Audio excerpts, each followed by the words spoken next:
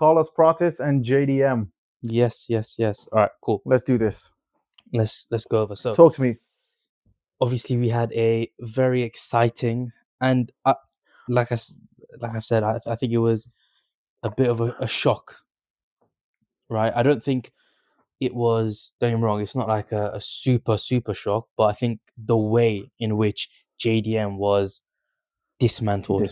Yeah, good word. Yeah, I agree. I think you know what? I think like the trajectory that JDM was on before the Islam fight was like, man, this is like mean middleweight. No, sorry, mean welterweight who is tearing through people, does what he does to Gilbert Burns, and then sort of gets this title shot against someone like Bilal, who everyone was like probably going to ragdoll JDM, probably, right? Like what Islam did to him is what people thought in a sort of less dominant finesse and dominant way Bilal was probably going to do, but we didn't see that. So it's like, this guy gets to the championship, gets a title fight in welterweight, beats the brakes off of Bilal, smokes him, gets to this top of the mountain, and then meets like probably the worst title defense, the first title defense to ever have. Yeah. Against, in someone like probably the, first of all, pound for pound, and arguably the future GOAT in Islam, and then just gets absolutely ragdolled and mauled. Yeah, I mean, I think, and then sorry to finish off, but like, and then you give him someone like Prates, who's just smoking people, bro. Like, punching Leon Edwards, who in one of my favorite fighters of all time, especially from the UK and everything he went through, and like the ups and downs of his career, never getting the title shot, and really rooting for him into what he did to Kamaru Usman. What Prates did to him, bro. And you know what? I watched the replay on that. He catches him on the end of a straight left, bro. He doesn't even put too much of his body into it. And he flew. Yeah. So could you imagine if that was like full, not even on full extension? Like full force, yeah. Yeah, bro. And I think scary, man. Dude's scary. And Prates, scary. And we look at JDM, his fight against Gilbert Burns, which is an amazing comeback victory. Right, not hating on it at all, but he was getting dominated. You could see the holes in his game, right? Yeah. So when you're coming up against Bilal Muhammad, who's that much better, as a wrestler, right, who can control you that much better, we expected, JDM to lose, but Bilal Muhammad went in with a terrible game plan. First of all, don't know what he was doing there. Canelo. Yeah, literally, and he went in with a terrible game plan and lost. So JDM's coming off this hype, then he does run into the best, Islam Makhachev. And then against Prates, it's weird.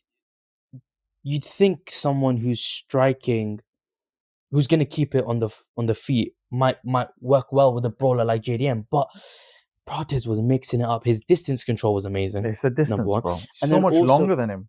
And it's also like, I was, again, quite shocked at how good his knees were. His elbows were, his kicks. Like, I knew Prates to be very, no, I wouldn't say one-dimensional, I don't think that's fair, but very heavily boxing, right? Yeah. He works on his hand speed and how much power he has in his hands. Like, I think this guy's the Alex Pereira of the welterweight. Like, he touches people and they die. Bro. Scary, right? Faraz Sahabi said it the best. Like, he's got that touch of death. The touch of death is the fast twitch fibers that he's got. Conor had it. He's got it. Topuria, Pereira, like, but like the way Prates is doing it is mean, bro. Scary. Like, it's just mean. Dude smokes, drinks. He's saying he sleeps 3-4 hours a day, and he's got a really great personality. Very like, fun. He's got a good. All of them do from that camp, the Fighting Nerds camp. But like he's special, bro. Dude has got some. Man, his hands are heavy, bro. Like, his hands are heavy, man. And I think, like, when you, again, look at the way he beat him, it wasn't just punches. It was knees. It was... He landed a head kick. The leg kicks were brutal. Bro, calf kicks. He dismantled the base. So every time he went into southpaw, he was just getting absolutely rocked. JDM. And that's where JDM excels. The switching stances and getting in there and making it mean, and the body shots, which he just couldn't pull off, bro. And like, great fight. Very good fight. Perfect game plan from Prates. Like,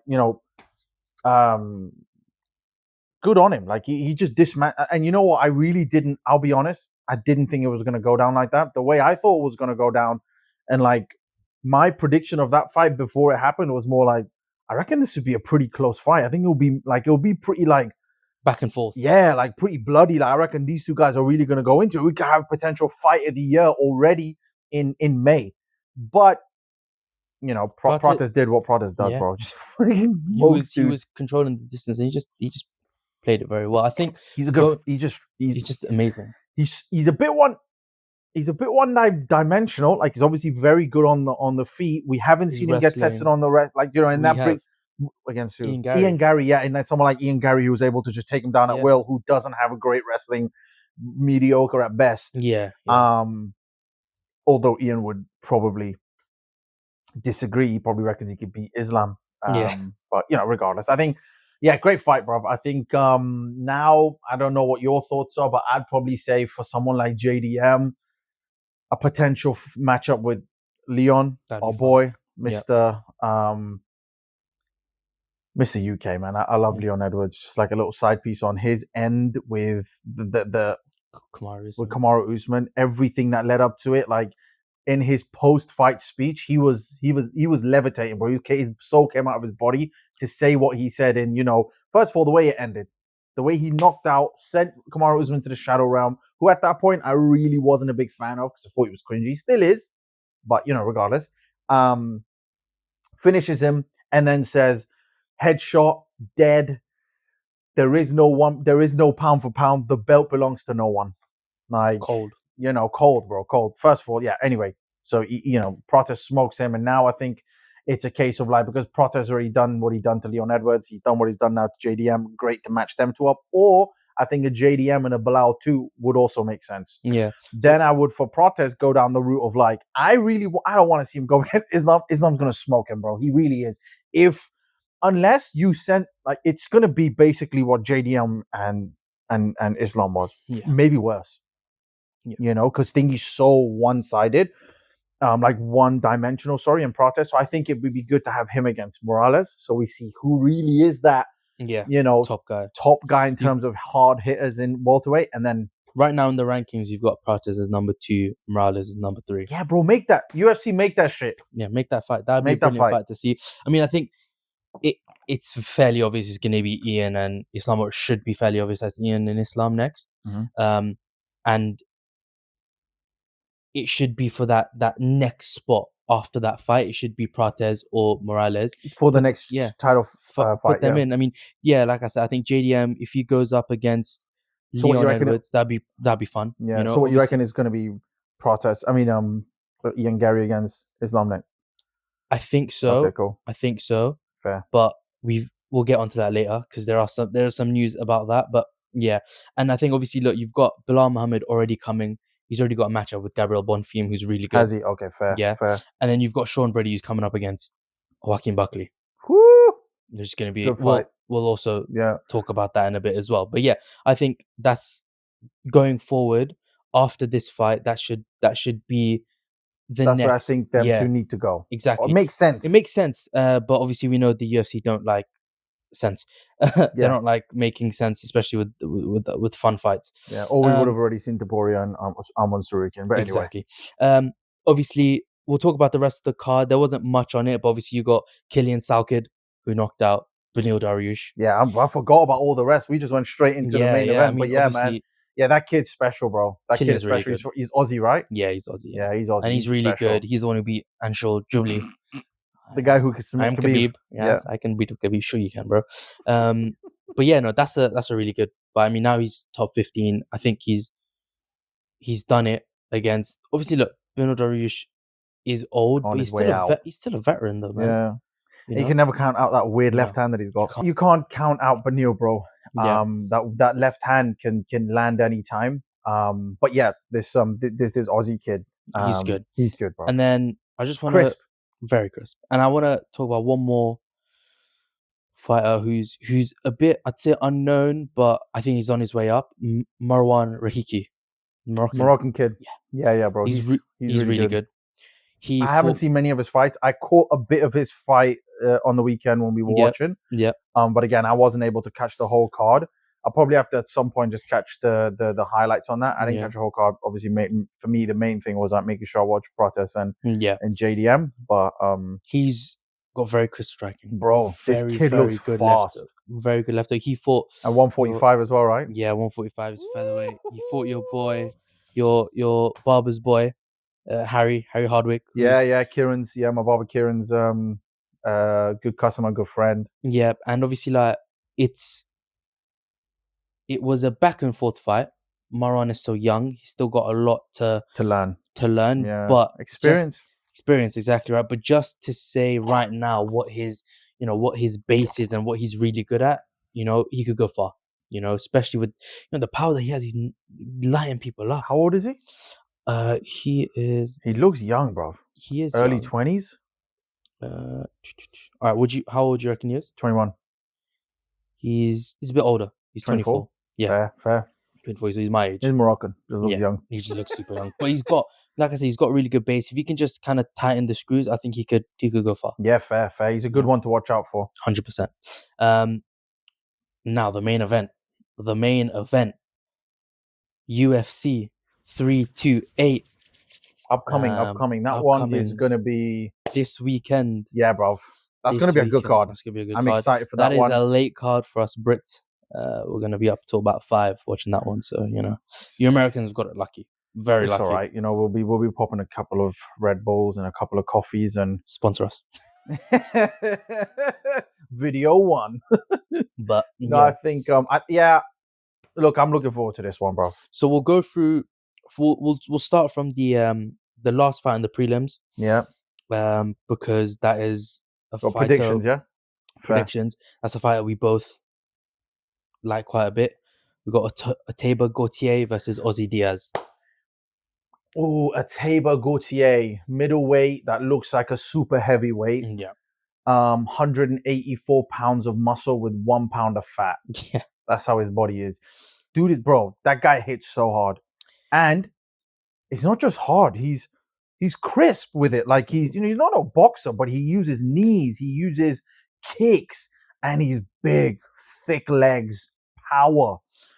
But doesn't gas out that quick. He's gone 3 rounds and still looks fresh in certain fights. If you look at his, that's a scary dude at middleweight. You look at his body, the way he's built, you think potentially big upper body, big upper body thing. Like you could think, maybe it's a wrestler, maybe a bit of a brawler. If anything, yeah. But guy is technical. Yeah, so technical. And even like he's 10-1. His loss was because of his inexperience on the ground. But even now, he's worked really hard to get that part of his game up to speed. Yeah, he's someone to watch out for. Honestly, if you don't know about him, get to know. Yeah, man. He will be hitting 185. He's UK guy. Yeah. He will be hitting 185.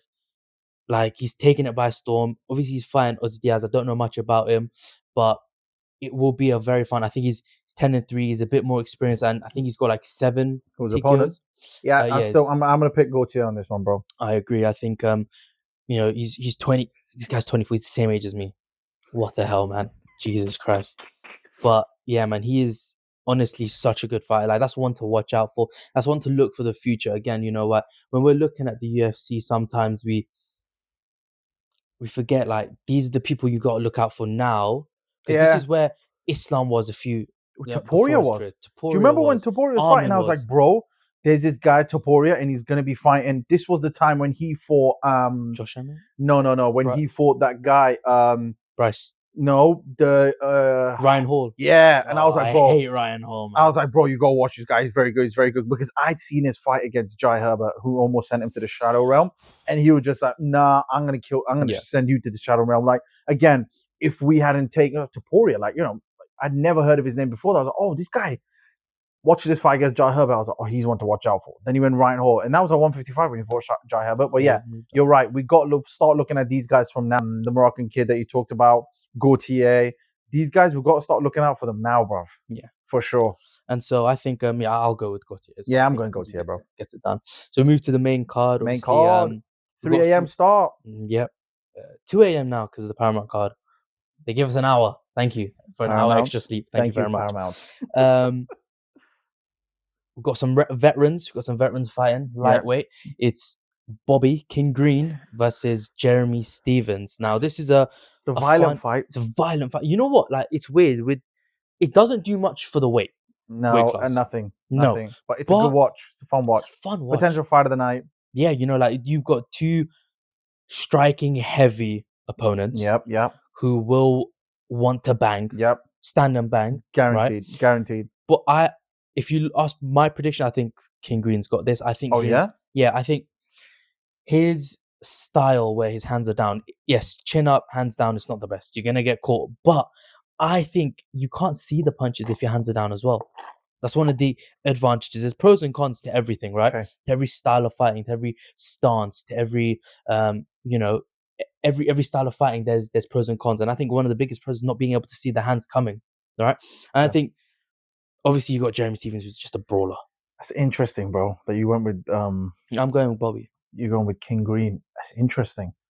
See, I'm exactly what you said in that in the first part of that, with the way his hands are just always down, and he's doing the little feints, and he's constantly and yeah, it's easier for him to kind of you can't dictate where his jabs are coming, his crosses, his shoulders are straight.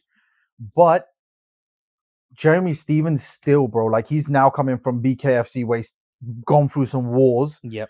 He's tested.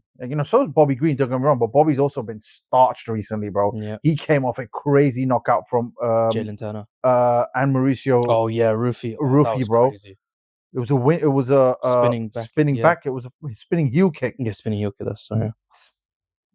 Flat out, bro. The dude before he hit the canvas was already snoring. Yeah. So I think it's gonna be tough. And then I'm gonna go Jeremy Stevens, bro, because Jeremy's tried and tested. He's come off a couple of wars. I get it, but it could go either way. But I'm thinking Jeremy Stevens probably by TKO. Yeah, but King Green's coming off a two wins right now. He beat Daniel Zellhuber.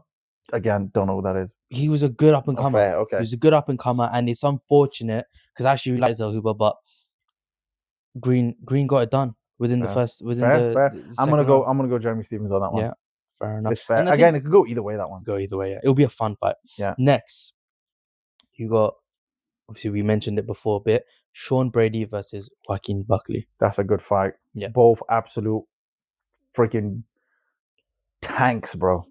Just tanks. I'm gonna go Sean Brady here, bro. I know you like Joaquin Buckley. I know you like what he's about, and I get Joaquin, but he's so strike heavy, and someone like Sean Brady who is so persistent in that wrestling, and he's very good, bro. Look what he did to Leon Edwards, and I'm not saying Leon's got the best take, but he does have great takedown defense. He was doing it against Kamaru Usman for, in the second fight he did it the whole fight. That 2-on-1 defense was so good. Yeah, bro. So I'm gonna go Sean Brady. I think Sean Brady is gonna walk away with this one, bro. Joaquin Buckley. I think he's got such star power. I think he's also got such crisp striking, and he does one of the best knockouts I've seen in the UFC, exactly. bro, with that spinning. Yeah, against Sang, whatever the guy's name was. It was crazy. He bless him. Yeah, so, I don't remember his name. So he did, he's done really well, and even now his career change, right, from when he's gone down from, he was at middleweight, now he's at welterweight. He's done so much better. But I am going to go with Sean Brady as well. The reason I say that, again, I'm a big fan of Joaquin Buckley, but if you look at that fight with Kamaru, an old Kamaru, and he's getting dominated like that, Sean Brady's going to do the same. Sean Brady will not get disheartened. Even if he goes for 15, 16 takedowns and only gets one, he only really needs that one to be able to hold him down. He's a big guy. He's stocky. He's small, but he's, like I say, he's stocky. He's got a big back. He'll be able to got a big back. Whoa. No. Pause. Whoa. He'll be able to dictate where the fight goes. And I think, unfortunately for Buckley, if he hasn't worked on his wrestling. Yeah, fair. If he has, then I think Buckley can get it done within the first 2 rounds on the feet. So where are you going with this, Sean Brady or Buckley? I'm going Brady. Okay. Because I think the gap, people underestimate the gap between wrestling,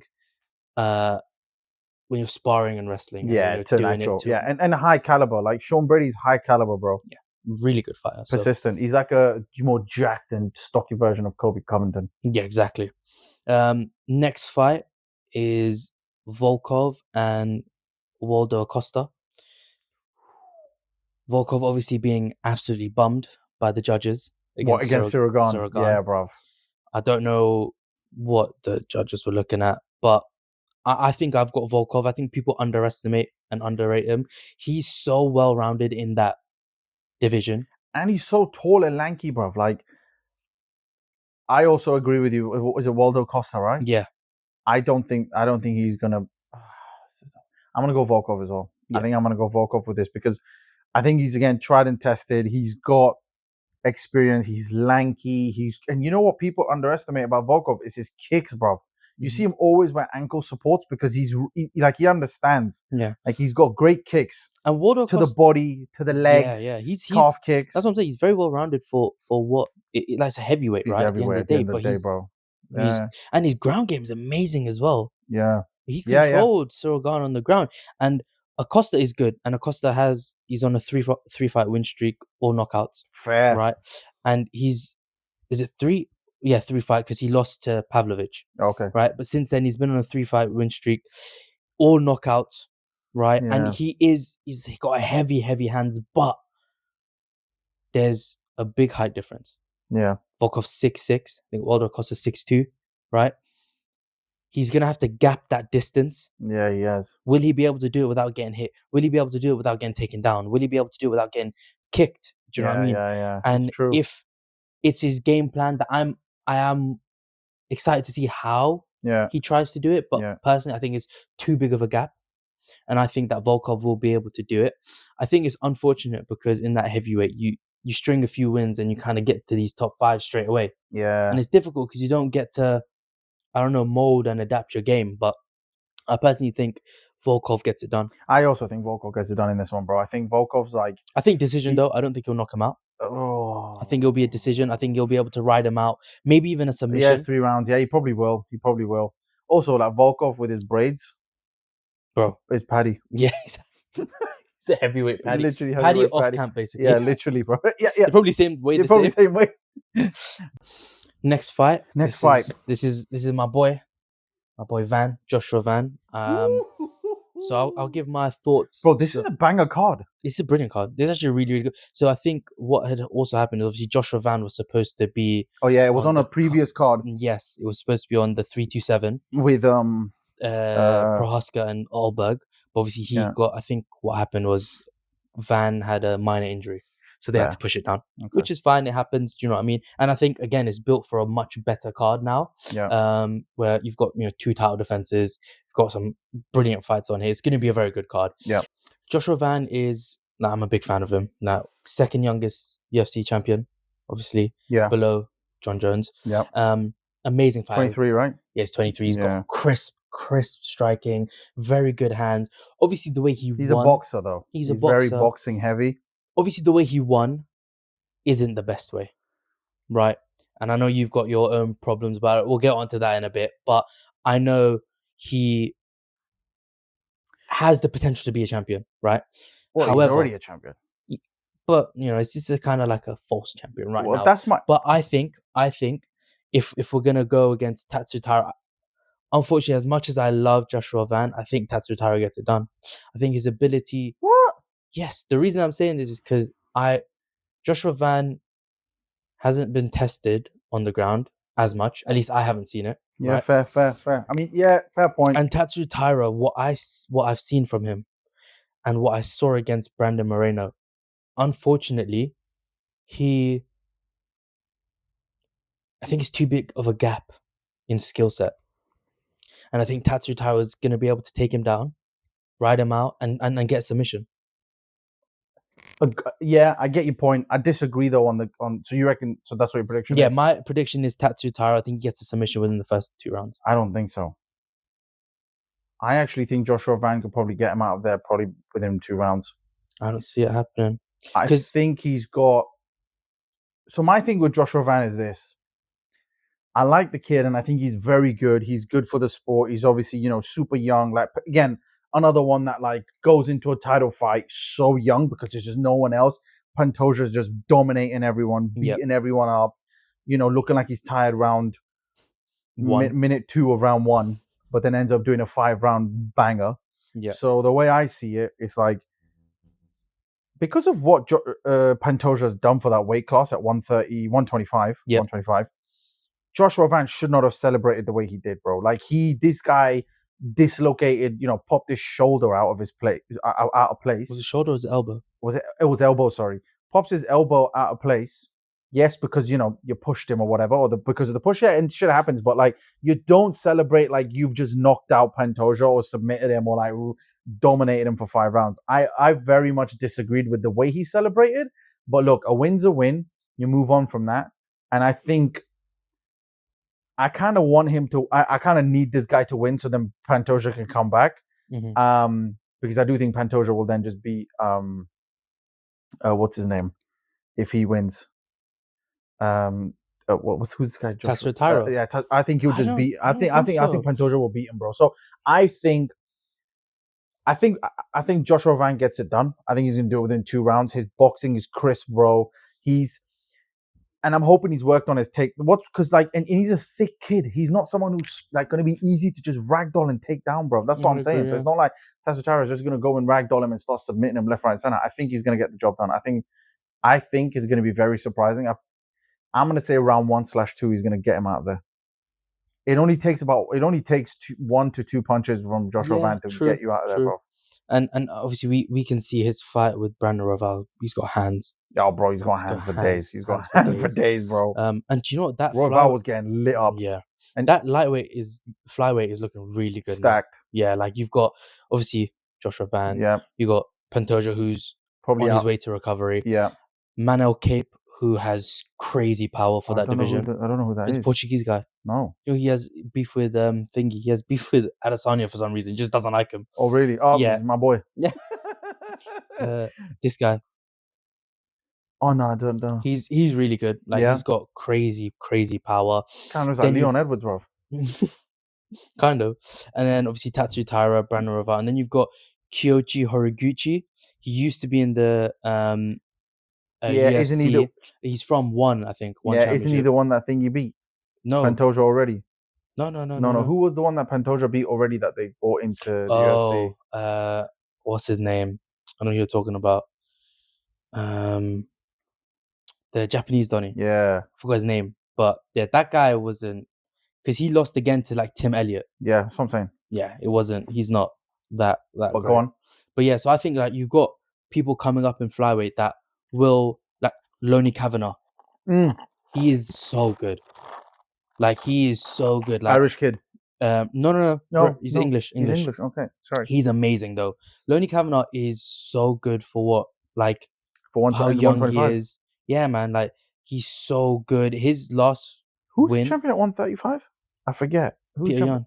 Peter Yan. Sorry. Yeah. Yeah. Oh, yeah. Oh boy. And his last fight against Brandon Moreno, he took on short notice. He did amazingly. Yes. And I love Brandon Moreno. For me, is like one of the best. That's one of my favorites. But for him to be able to go in Figueiredo were going back and forth. That was amazing. For me, it was just a constant sort of back and forth between us as well about like who's better.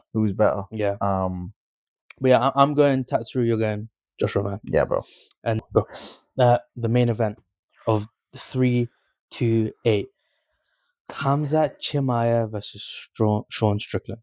Now, I'm gonna go through my prediction.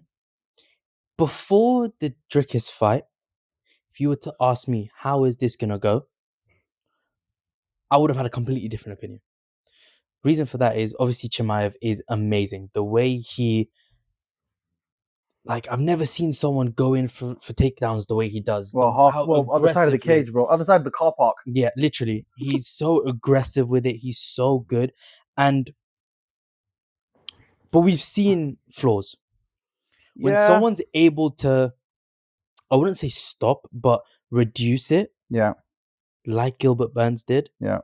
And get him to bang. Bro, Chimaev has power. He also has a chin. But there's flaws in that. You know, if someone's able to kind of get past getting taken down and controlled, and Gilbert Burns isn't the most technical. Yes, he has a lot of power and he's got a thick neck. Yeah. But he's not the most technical. No. Right? So if he's able to rock Chimaev, right? I always and then he kind of gasses out as well. Even in the Kamaru fight, he dominated him. We started to Yeah. gas out in round 3. Yeah. People say if that was a 5-rounder, he might have lost, right? Yeah, it's a whole different fight then. So then I was always like, you know what, this is the issue, and with Dricus as well, who's such a weird fighter, like he could just turn up and be like, yeah, I'm not getting taken down today, and I'm gonna throw the weirdest punches, but they're gonna catch you. Yeah, it's true. But then we went into that fight, and then we saw that absolute that is probably the most dominant title fight I've ever seen. Yeah, I would say that, bro. That and JDM and Islam has to be. I don't know which one's worse. I'd probably say getting crucifixed. I would probably say for me, I think Chimaev and Dricus is worse potentially, because Dricus is because of everything Dricus did to everyone, and he's so much more well-rounded than JDM. Yeah. So you just think JDM? than JDM. That's why I think it's worse for JDM and Islam. I think it's probably there's a bigger 2. skill gap. Yeah. Whereas in this, clearly in this one's the biggest skill. Yeah, exactly. We weren't aware. No one was aware of that, bro. And I think everyone that night was shocked. Yeah. Sorry, I cut you off. Go finish your prediction. But yeah, so I think if you asked me beforehand, I would have said it's a bit. I still would have gone Chimaev, but I would have been like, if Strickland is able to defend, if he's able to get that Philly guard, do you know what I mean, and able to even just avoid getting taken down for a few minutes and just start working on his jab, working on his defense, because like I said, he's really good at being able to diminish getting hit and then hitting back. Yeah, you know. But after seeing that Dricus, I don't see any way Strickland's gonna win. I think it's a pure domination. I think again it's 5-rounder. Yeah. Right, but I think it's pure domination. I think you think just go for distance? I think I think Strickland might even get a bit emotional, get annoyed, right? Start making some stupid mistakes and get caught up in anything. But if I'm gonna go for a prediction, I'm gonna go 5-rounder. I think Chimaev doesn't.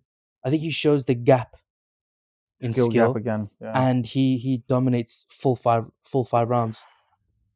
Right? Yeah, fair, and interesting. It's interesting because going into the Dricus fight, I was kind of similar to you, but I was leaning a lot more towards Khamzat and Chimaev, like Khamzat winning that fight. But I think DDP and who he is and what he's done previously, where he wasn't getting taken down easily, and if he was, he wasn't staying down. So it's like, right, he's a middleweight fighting at light heavyweight. I mean, sorry, he's a light heavyweight basically fighting at middleweight. Dude's massive. He's huge. Thick. You know, he's South African, and you just know you can tell he's just someone who works hard. Grit is there. So I also thought that, you know what, this could be a tough fight for Chimaev. But then seeing what he did, and then like just sort of, but then I was even more surprised that I was first surprised at the way Dana saw that fight, and I was a lot surprised by the way the MMA community saw that fight. Like, are you like these? We had people from like, you know, people from the UK, people from America, and everyone just shitting on Chimaev, and it's like, hold on a second. If you don't like a guy being kept, when Khabib did it, it was all good. Yes, he was submitting people. I get that. I get it. He was finishing people. But when Khabib did it, we were all on his, you know, we were riding him like, whoa, this is sick. Khabib's the best. Mm-hmm. But now Chimaev does it, and it's a whole, oh no, we can't have that. Well, hold on a second. You guys said this was going to be his toughest matchup. We all said it was going to be his toughest matchup. He dominated this guy for 5 rounds, but we got a problem with that. And now he's a boring fighter. If you don't want to watch wrestling, I mean, if you don't want to, yeah. If you don't want to watch the grappling side of it, go watch boxing, bro. Like, nobody's telling you to stay watch karate combat. Yeah, like it's mixed martial arts, and he showed you the mixed martial arts side of things, not just the striking. And like Dricus said, you know, he's good. Yeah, of course he's going to take me down, but can he keep me down? Well, yeah, bro, for 5 rounds. Yeah, and it's like, you know what I mean? If he wanted to, he could have mother's milked you at any point. Point. Like, and on top of that, then we have people who get all angry. And then you got Dana, who's like, well, actually, I was pretty impressed. I was like, well, I'm just baffled. Like, what's going on? Yeah. Because usually Dana shits on people when they get, you know, when they control people for 5 rounds. But again, again, I think quickly, it's like all of a sudden he's a boring fighter. Yeah, bro. Like, yeah. But the consensus was that he was he had all these fun matchups. Yeah. His fight with Kamaru, fun. His fight with Robert Whittaker, dominated. Yeah. Right? His fight with Gilbert Burns, very, very back and forth and fun. But after one... Yeah, now he's a boring fighter. Just on one. All of a sudden. But that's what I'm saying. That's what the fans do, right? They push these fighters into these, like, you know, we end up pushing them into these little, like, bubbles of, like, oh, you're boring. And then they end up doing something stupid and losing. Like, who cares what... Like, mate, I think that was a good fight. Like, that's... it was such a technical fight to watch this guy ragdoll this Just dominate. bro 5 minutes for 5 rounds straight. Yeah. And Dricus could do nothing. And everyone said it. The gap in skill is too big. It's too big. He will never catch up to where Chimaev is, bro. No. And I think we're going to pretty much see the same thing with Sean Strickland here, bro. Like, I think it's actually going to be worse. I think he's going to get the finish in the first 3 rounds of Sean Strickland. I think the first 2 rounds are Chimaev's to win. And there's no way Sean's going to win that because he stands too stiff. He stands too close. He's going to get taken down. Like, that's what Sean's about. He's close. He's got that, the Philly boxing style. It's stiff, bro. His legs are very like upright. It's easy takedown for Chimaev. And where Chimaev shoots from, he doesn't even need to be anywhere close to him, bro. No. He can take him down. He's going to ragdoll him.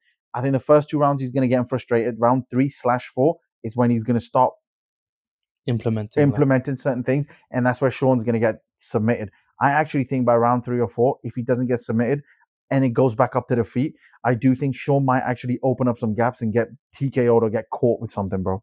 Because let's not forget, Chimaev's got power. Yeah. He might not have the same like technicality, but he's got power. And the one thing that we've seen now from Chimaev is his stamina's got way better. Yeah. He's been working with the same coaches that TJ Dillashaw works with. TJ's been helping him. They've all been out there. I forget what the guy's name is, but he trains like army dude. So he's like focused just on gas tanks. Yeah. And I think... So I think, my prediction won't go the distance.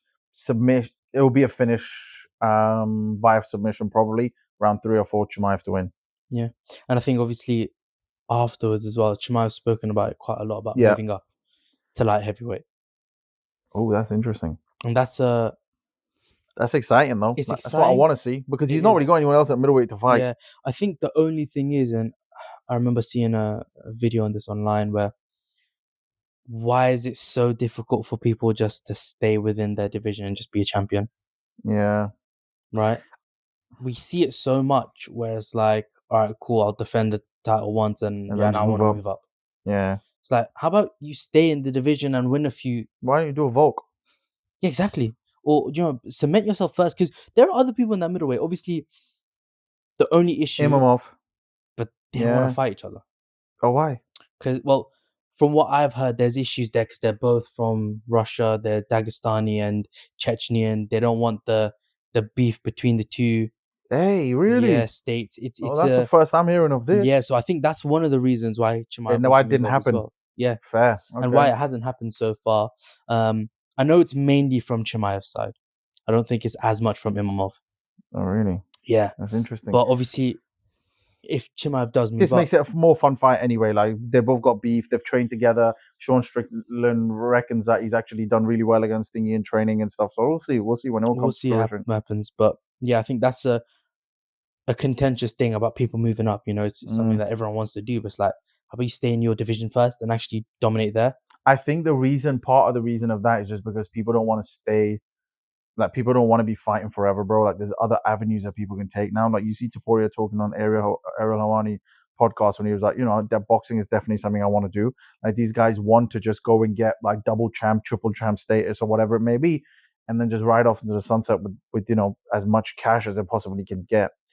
I think that's probably part of it. And I also think, like, again, this would lead back to that. Bigger fights are at different weight classes. Yeah. I think and they don't want to risk losing now. And then the bigger fights then go away. And it's obviously all about money, right? At the end of the day, when you're doing that double champ thing, it's, you're not allowed to, but you're well within your rights to ask for more money. Yeah. Because you're going outside of somewhat of a comfort zone, right? You're moving up. Yeah. Right. So it gets much more difficult. Obviously, speaking about Topuria, he's chatted quite a lot of smack on Armin. Yep. Calling him dumb, calling him a dumb fuck. Which is hilarious. He's such a dumb fuck. He's so dumb.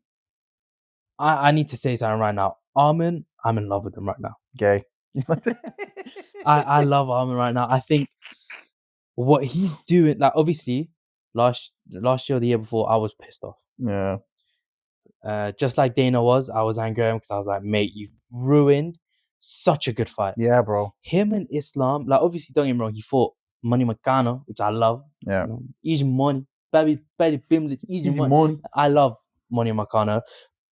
But he was always going to lose that. Yeah, bro, that was never going to be. And that's why when they just fed him to the wolves, bro. Yeah.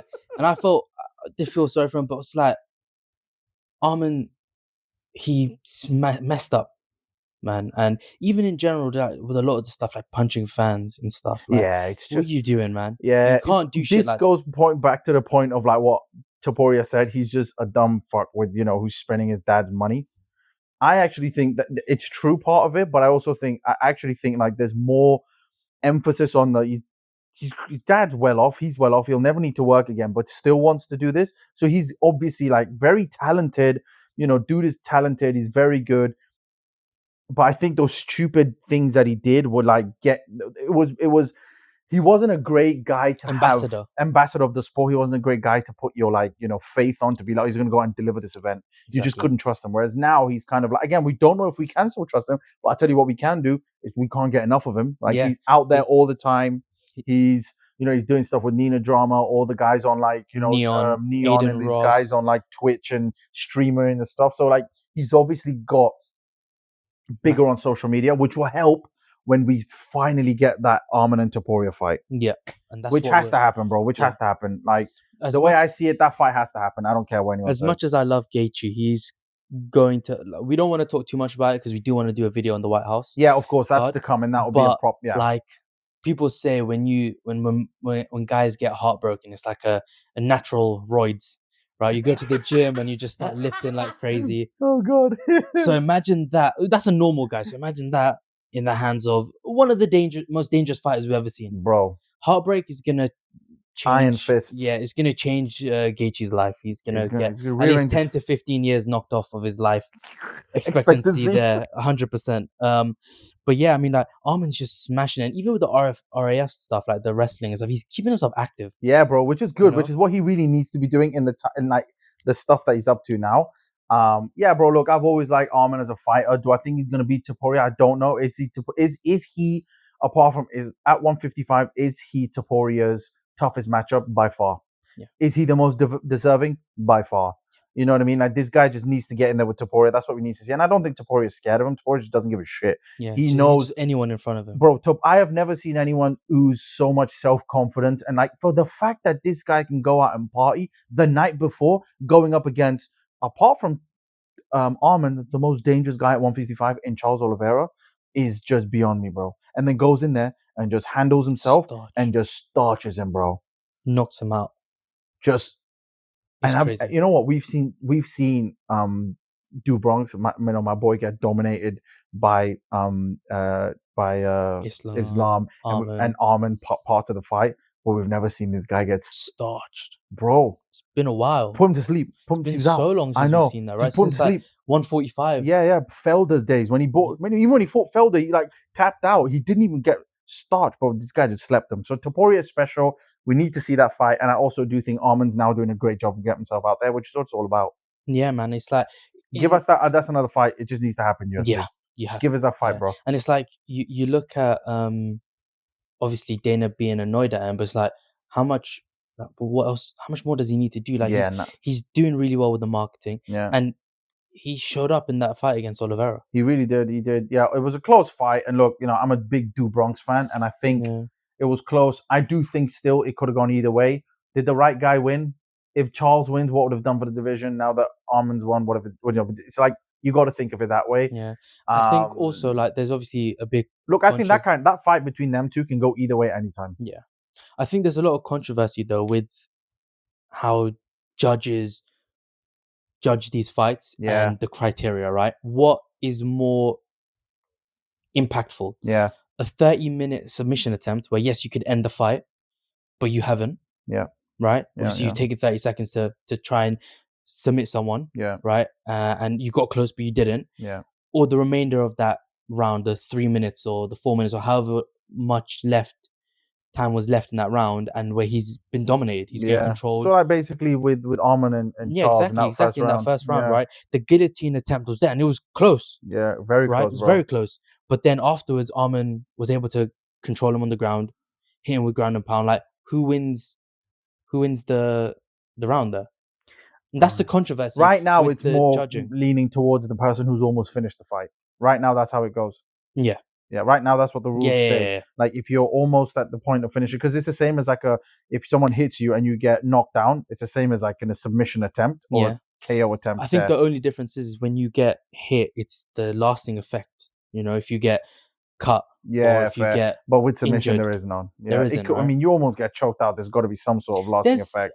I think short term, but Yeah, I don't think it's as long term as yeah, you like it would wouldn't go potentially think. into that. Exactly, it Yeah, wouldn't fair. follow into the next round, Yeah, right? But yeah, I think obviously when it comes to, it's controversial. I think there's a lot that needs to be said in terms of the judging and like criterias, but it is fun to see. I mean, obviously 155 and 170 are so like intertwined right now because of Islam and Ilya, yeah, I know it's a Arman weird and one at the Islam. It's top. very weird. Obviously, there is someone who's looking to come back towards the end of the year. Who? Conor McGregor. So My guy. No, I don't know. Elliot Arturo. Bang, bang, bang, bang, bang. So Dana White has confirmed that there is a deal that is looking really good for Conor to come back. Come back, sweet. And it'll be after later on this year. It won't be in the White House, obviously. That card's already finished. And you don't really want Conor there. Like you want his own event. Conor's needs his own event. And I think obviously you just can't rely.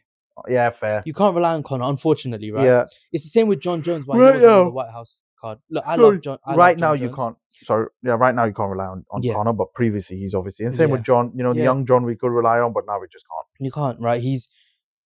He's flopped out of the fight with Tom. Wasted Tom's career. A whole year out of his career, right? And just stalled that whole division. Pissed everyone off. Yeah. And then now look at him. He's just kind of like, now that this whole thing's happened, he's itching to get back. Put me on the White House card. Put me on the White House card because I know I can beat Alex Pereira. Just gonna ragdoll him, bro. Like we all know that. I actually think that's a more fun fight to watch, Cyril and Alex. Yeah, than Alex and John. John, yeah, 100%. Obviously, he has confirmed that it's a deal looking good for Conor. Yeah, yeah, and obviously Islam has started his camp. Wait. Islam started his camp. Dagestani reports have said that he's in the starting stages of a camp for a fight later on this year. Could we potentially see a McGregor and Islam? Now, look, I'm not saying that's the right fight. It should be Ian Gary. Yeah. But it could be Islam. And like we know the UFC prioritize money fights over what makes sense. Yes. Right. But that fight is like, nobody wins in that. Apart from Islam gets an easy fight and a nice paycheck and gone until next year. Yeah. Like that's it. I don't see. There's no way in hell they put Conor in there. Honestly, if they do that, I'd probably be really pissed. Like realistically, they need to probably do Ian Gary and Islam. Islam beats Ian Gary. Topuria beats Justin Gaethje, and then at the end of the year, we get a sick event with Topuria and Islam. Yeah, I don't think it'll be end of the year. I think it'll be next year. Oh, next year. Who cares? Yeah, as long as it's them to fight. Yeah, who cares, brother? Who cares? But I just want. They cannot have that, bro. Conor needs to come back to I'm not saying an easy fight, but it needs to be somewhat competitive. It's got to be against someone like a Michael Chandler-esque. I'm not saying it needs to be Michael Chandler, but it needs to be someone similar to that. Yeah.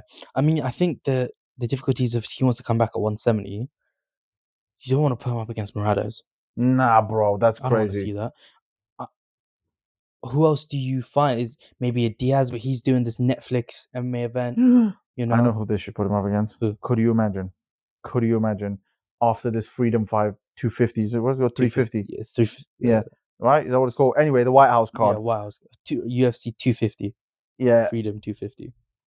Could you imagine that at the end of it, post-fight conference, Dana just looks at everyone and goes, you know, Conor's coming back. We've got something special for you guys. Points up to whatever screen that they've got. The trader comes. Conor does his little piece. He's coming back. And then we just see, Alhamdulillah. No, what? Bro, could you imagine Khabib comes back and fights him? Like, that's what they need. No. It would be the biggest fight in all of, like, combat sports history. 100%. But I don't think that's going to happen. Fair. There's probably too much security involved with that. Yeah. And I think I think Khabib's called it, unfortunately, obviously, because, like, 30-0 would have been brilliant to see. And And that fight just would be like It's just be the epidemic. antics leading up to it would be freaking amazing, bro. I mean, it'll be like national security measures that need to be like, taken, but yeah. I mean, I think in general, obviously that White House card again. Don't want to go on too much about, it, but like, I think it's mainly for like celebrities and veterans and war stuff. There's not really much seating for the fans and stuff. Yeah. But it'll be a good event. Obviously, the fights aren't what we wanted. Bro, I think, you know what, my thing on the White House card is this.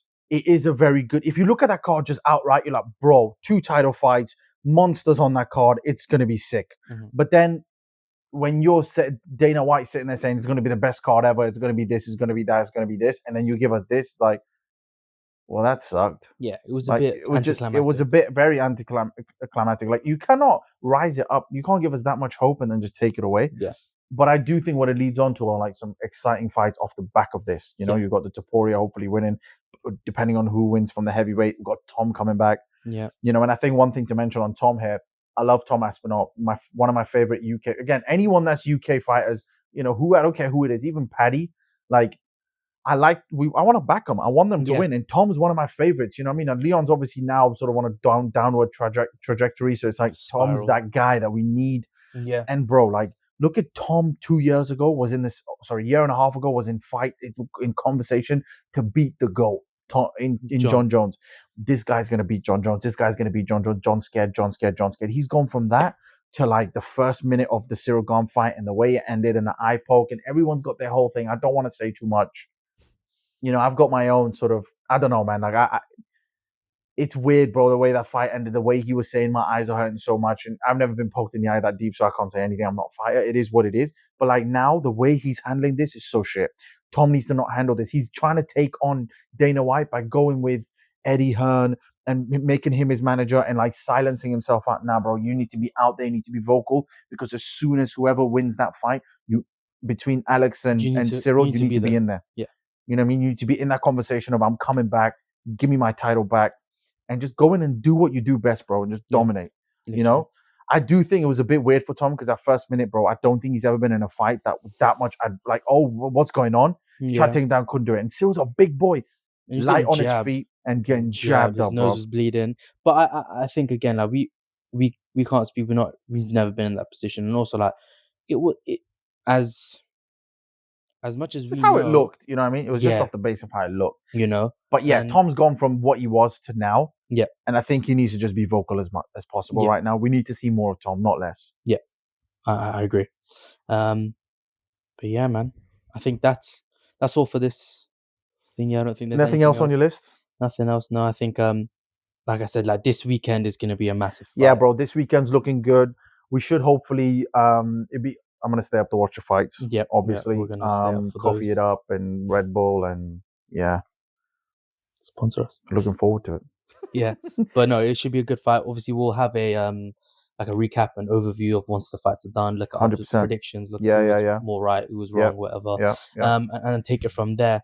But should be a good card, and you know, obviously any updates, we'll let you guys know. Yeah, man. We'll catch you guys in the next one. Peace.